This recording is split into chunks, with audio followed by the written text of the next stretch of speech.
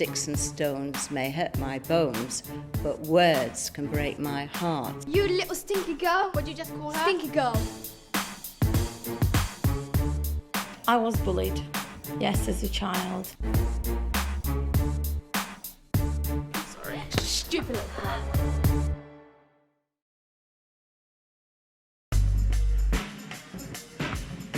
In this programme, we will look at how to spot the sometimes subtle and complex ways that girls bully girls. I like your, where you got going? See you later. We'll see how bullying has evolved in the age of the mobile phone and internet. So the bullying can occur out of school hours as well.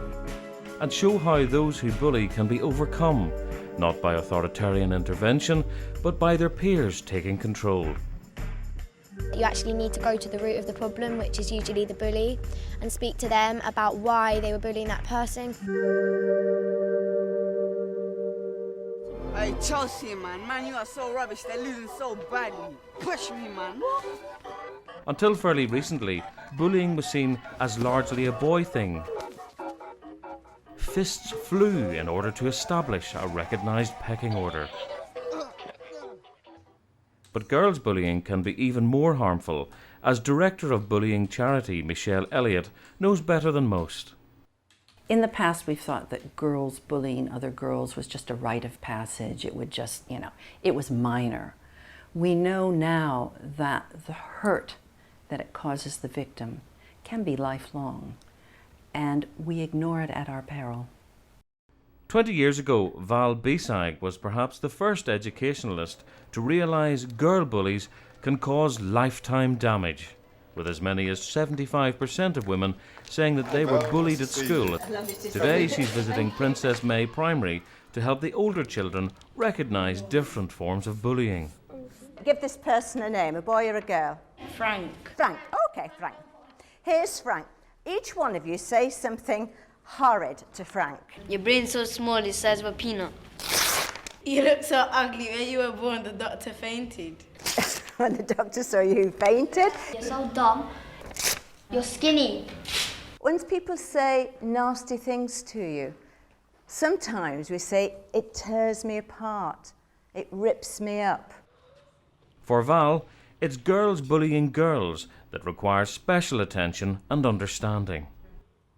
Girl bullying is more difficult for girls to cope with because a boy using his feet and fists and his physical prowess wants to show off his power in front of his friends.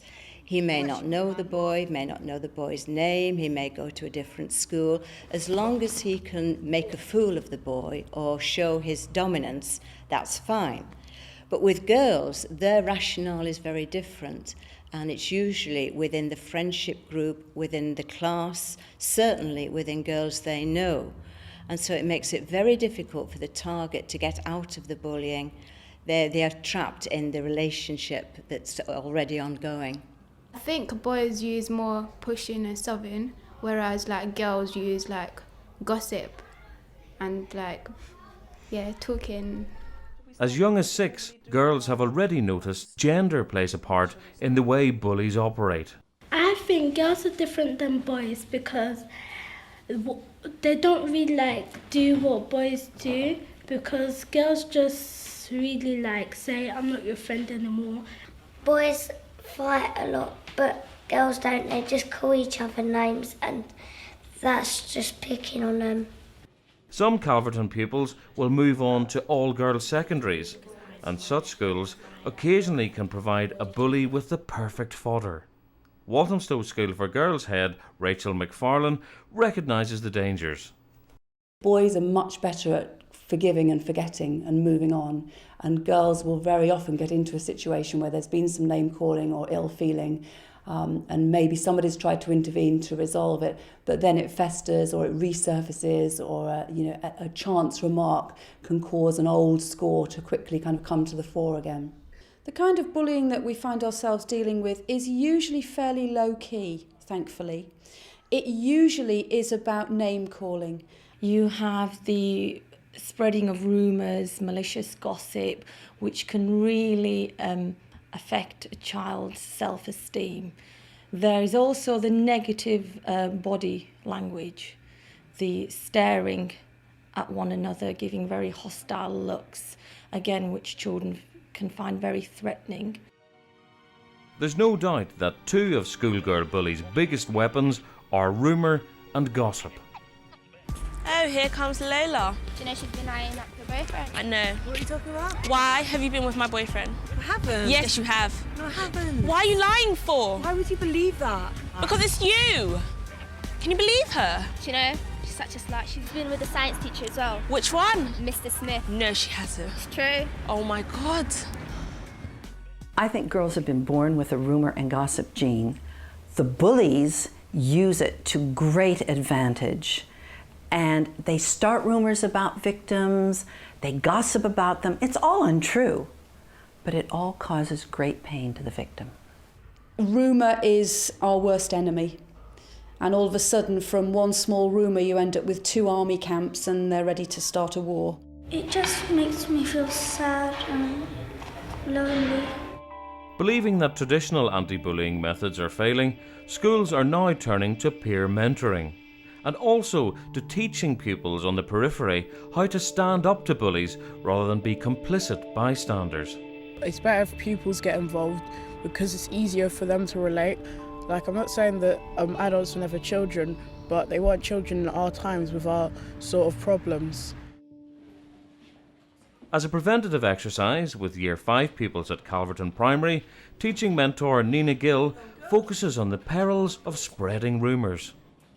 It's not always a good thing at all to listen to rumours, because rumours can actually be very upsetting for the person who the rumours are about.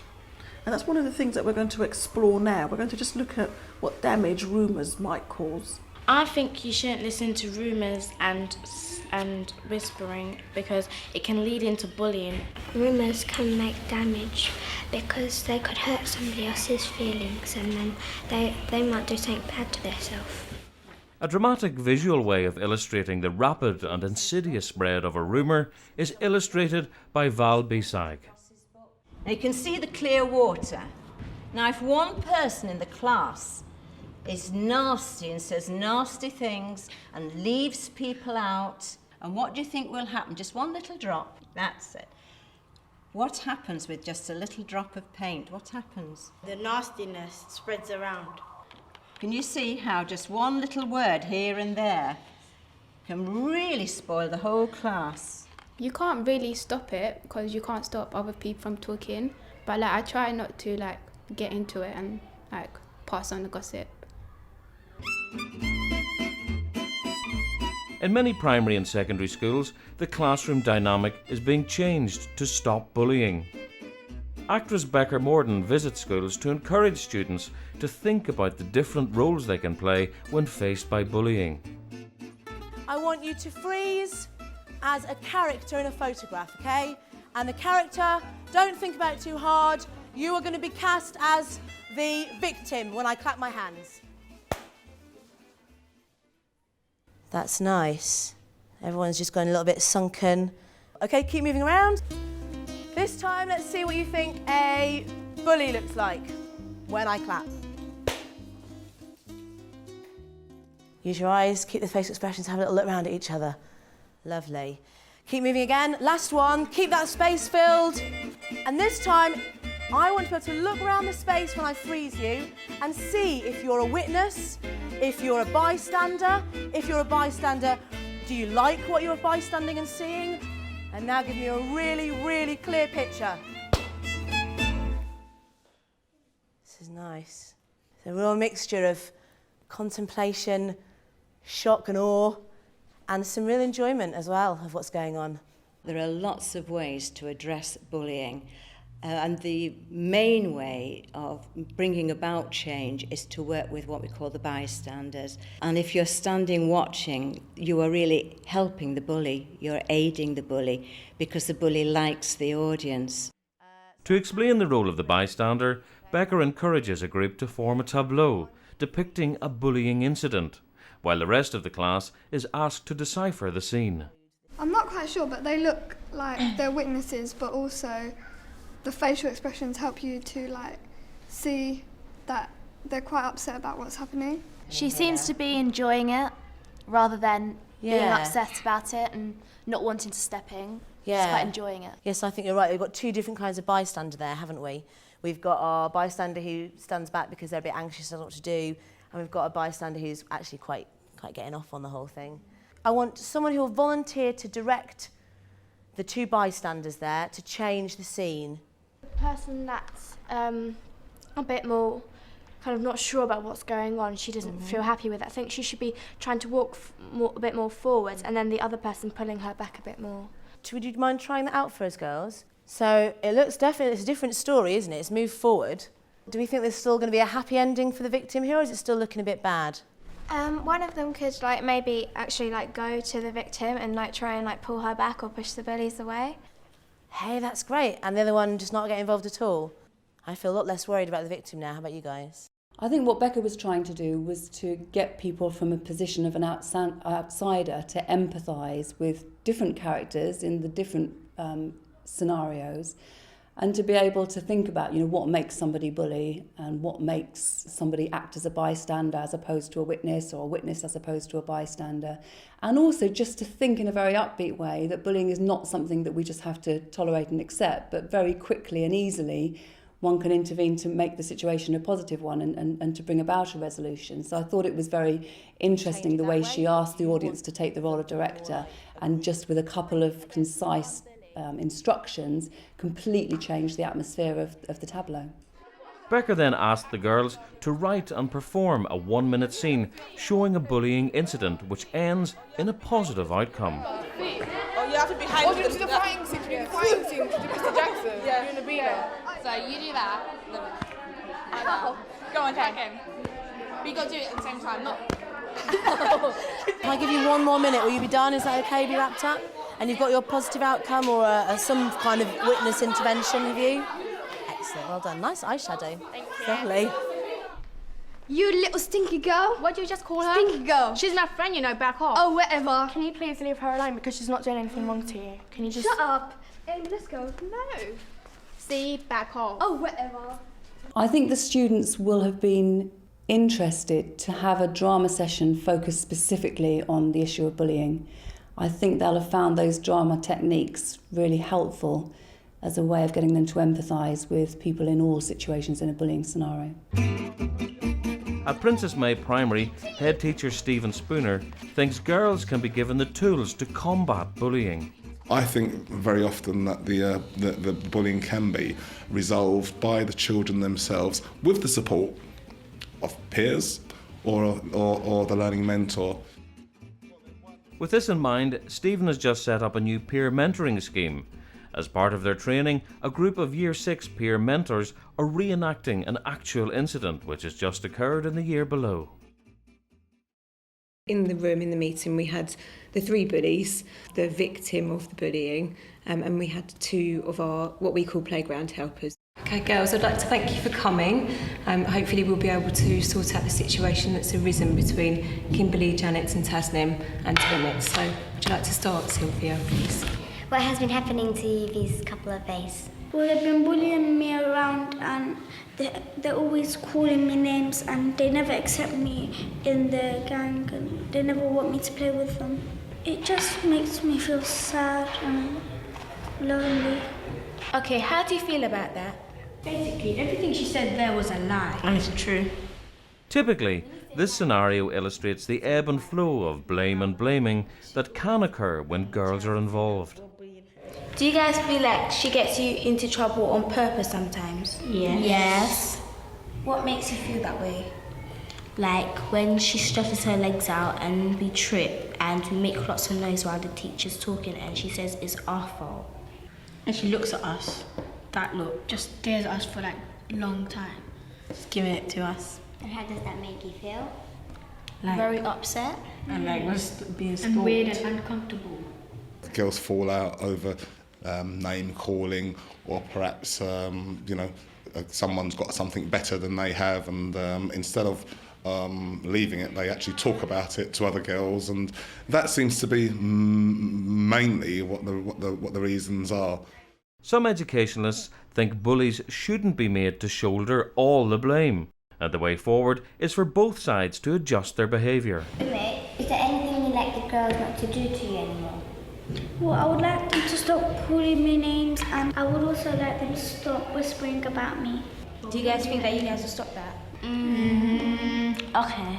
Okay, girls, talk about the things that you'd like Umi to stop doing to you guys. Stop putting her leg out. Stop looking at us. Do you agree not to stare at the girls? Okay.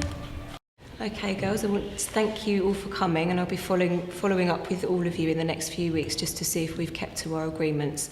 I think if children can understand where each other are coming from, then they're much more likely to be able to deal with each other in a more positive way, really. While Princess May pupils have only had a peer mentoring scheme for 2 weeks, Ackland Burley Secondary School pioneered peer mentoring 20 years ago. Its ABC, or anti-bullying campaigns, continue to be central to the school's ethos, and a strong emphasis is put on peer mentoring training. It's part of the role to look around, to see what's happening, and to not interfere, but to take part in what's going on and try and sort out, in a solution-focused way, issues in the playground or other issues that are referred to them. A group of Year 8 and 9 peer mentors devise an imaginary scenario to think how they might handle a real-life case of bullying. What are you doing on Saturday then? Yeah, I'm going shopping with Poppy and Hattie and stuff, yeah. Oh. You know. You doing anything? No. Nothing. Hey, Betty. Hi. Hi. Hi, Betty. Hi. How are you? You looking forward to Saturday? It's Yeah. gonna be wicked. Yeah. I like your we gotta go. See you later. See you later. Oh, bye. Do you know what they were laughing at? Stuff, you know. TV. Oh, yeah. yeah, sure. Yeah. So, yeah. Hey, Betty. You coming? See you later. Yeah, you know. Yeah, sure. Come on. Hey. 2 peer mentors have been watching the group ganging up on one girl, and they intervene. But why did you say that? But it's not always us. Everyone always thinks it's our fault. Everything we get blamed for. How do you think it's fair on us? Well, it can't be that fair. But are you admitting to talking about her? Yeah, but not to her face. Yeah. Yeah, but that's worse. How's it worse? If we're not saying it to her face, then why is she going to get upset? Why are they annoyed with you? I don't know. Maybe I've done something. I don't think you've done anything, because aren't they supposed to be your friends? Yeah, I guess, but... But if she finds out that you haven't said it to her face, that's going to make her feel worse about it, that you can't go up So we and go say over it to her face now and tell it all to her face. How do you think she's going to feel? I'm going to feel bad, but at least you told it to her face. Creating a peer support system in the school is about a sense of belonging, is about a sense of belonging to the community. And this is, to me, the magic of having peer support, because they enjoy doing it, they're contributing to the school, and it's very much part of inclusion. When we talk about inclusion, people talk about the needy children, those we need to help. But actually, this is part of inclusion, because these are including the good kids doing stuff for their schools. As a peer mentor, I think that quite a few people would think that it was our job to go toward the victim side, but I think sometimes in situations that can actually make it worse, and that you actually need to go to the root of the problem, which is usually the bully, and speak to them about why they were bullying that person, because often they're upset about something else, or they feel like they're feeling small, and they might be even being bullied by somebody else, so they feel they have to take their aggression out on somebody else to make them feel big and powerful. Other schools are increasingly turning to peer mentoring as part of their armoury to defeat bullies.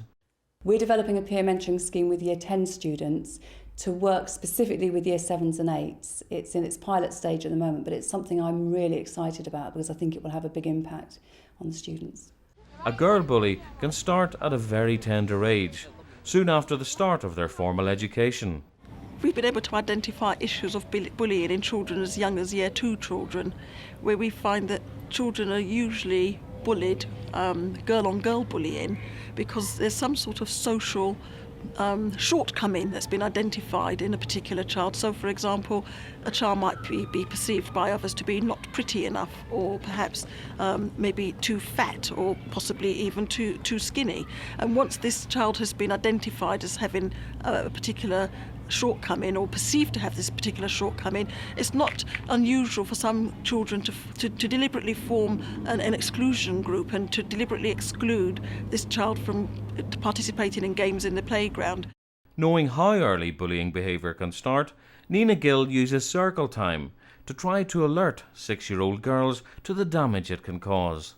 6 and stones might break my bones, but words will never hurt me. I've been working with the Year 2s, a small group of 6 children, to look at ways in which we care about ourselves and others around us, particularly in relation to protecting each other from forms of bullying.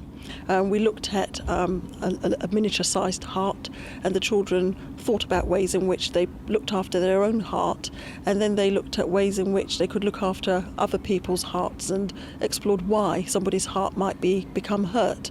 When someone's being bullied, you should quickly tell Miss, or you should stand up for them. Don't hurt their feelings, or if somebody bullies them or picks on them, we can go up to them and stick up for them. Tell the person who's hurting the child to not do it again. When you go up to them, you ask them if they're all right, and then you care about them because their heart is special. Ensuring that hearts are looked after is one role for school council members. Their proactive approach has helped Calverton win Primary School Council of the Year. I do get most people coming up to me in my class saying I've been getting bullied, and they're a bit scared to tell the teacher just in case they get in trouble as well. So then I'll be able to take it to Miss Gill. I will then take on board any important decisions that need to be made. They will be involved in the process, but if the process becomes very difficult and parents are involved, then it does become an issue for the learning mentor and senior management. While hair pulling and name calling may always be part of the school playground, mobile phones and the internet are keeping bullies and their targets connected outside of school. So there is the bullying occurring via mobile phones, text messaging, and through emails. They're setting up websites about you. They are getting other people to set up false websites, and it is absolutely driving kids mad. In fact, it's driving them to the point of suicide. And we've had some suicides because of that kind of bullying.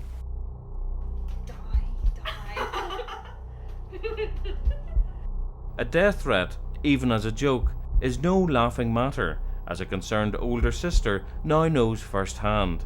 When her younger sister chatted to school friends on the internet, it suddenly turned nasty. She realised there was actually kind of 4 or 5 girls behind the computer, the other side, all calling her names, all being, they're obviously all kind of egging each other on and so on. And it kind of, over the course of the conversation, it spiralled out of control, and that by the end of it they were saying that they were going to stab her outside school tomorrow. And so she went downstairs, told my mum about it, and then we got a phone call, and it was clearly, and they asked for my sister, and it was clearly from one of the bullies pretending to be somebody else. So I took the phone off her and told them to leave us alone. They'll take a girl who they decide as a group, usually this feral group of children, have decided that this girl is going to be the victim. So they will say she's ugly, they'll say she's a slag, they'll say that her parents are having affairs with other people, they'll say that the child should be actually dead. I think the girls that were bullying my sister wouldn't have said anything like that if it hadn't been on this medium. And how about we'll get her after school. We'll get her after school. If they'd been face to face, they would certainly never have got that far.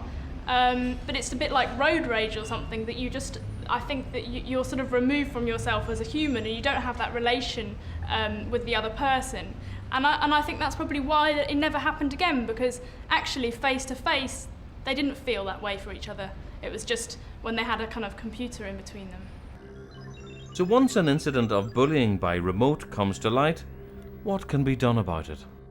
Informing the parents so that parents are aware that phone calls or text messages are happening between the two children, and then bringing the parents in so that we can have a conversation with the children and saying that this is very unacceptable, and then and ensuring that there's no communication between the two. One has to really kind of keep the finger on the pulse of what's happening in evenings and at weekends, and have an ear to the ground to what's happening out of school in order to make the school a safe and happy place.